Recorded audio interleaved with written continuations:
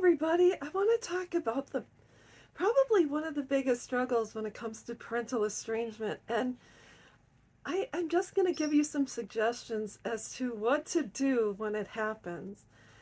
I don't know about you, but majority of us, when we have children, they're our main focus. We pour ourselves into them, love them, sacrifice, etc.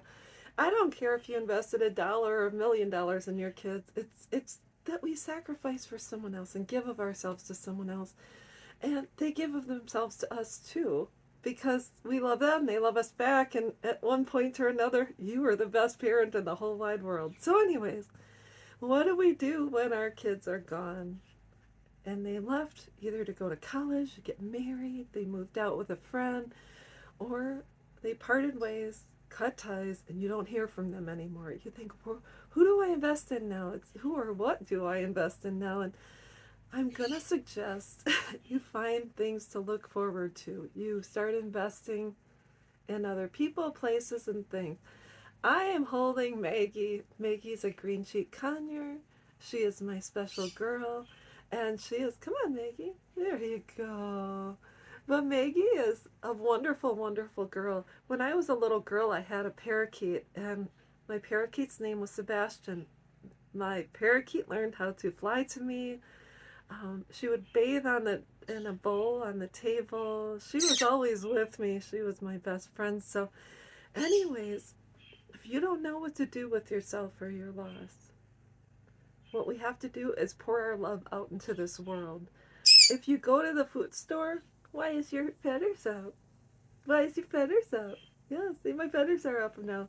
But anyways, when you go to the food store or you leave the house, you can say hi to your neighbors. You can get to know your checkout people. The best people to get to know at the grocery store are people behind the deli counter. Find your favorite checkout person. Go to the electronics department. The same people tend to work in the same departments. Even if you return something, the least you can do is say, hi, how's it going? How's your day? How's the weather? Strike up a conversation with people. You can adopt a pet. Birds are a lot of work. They're like toddlers their entire lives. Maggie's a wonderful girl. Oh, there you go. Oh, she doesn't want to step up. She just wants to stay here. She's fine. But you can adopt a cat. You can adopt a parakeet. Rats make good pets. I don't have rats, but some people love them. Just you can get a plant, anything, so that you can start and just giving of yourself again.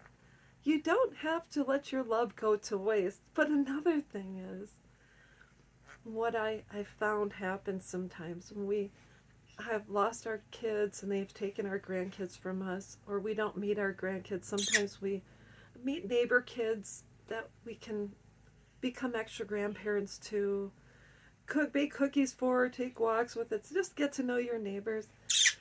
But I find that you have to be very careful, because sometimes our loss can be overwhelming and we'll become attached to other people, and then they move away because of natural circumstances. The loss is really hard. So I've become an extra grandma to various children, and sometimes the relationship may fizzle out just because everyone gets busy and you don't have as much time. So take it one day at a time. Just really enjoy the time that you're allowed to with other littles. And you can also volunteer. I used to, when my children were young, I used to volunteer and go to their school and read to other kids. So there's a lot of opportunities out there, but don't stop giving of yourself simply because one person or two people say you're not good enough, because you are good enough. If you poured yourself into someone and you sacrifice for someone, you can continue to do that for others in this world. So anyways, that's all I wanted to say, and I'll be back.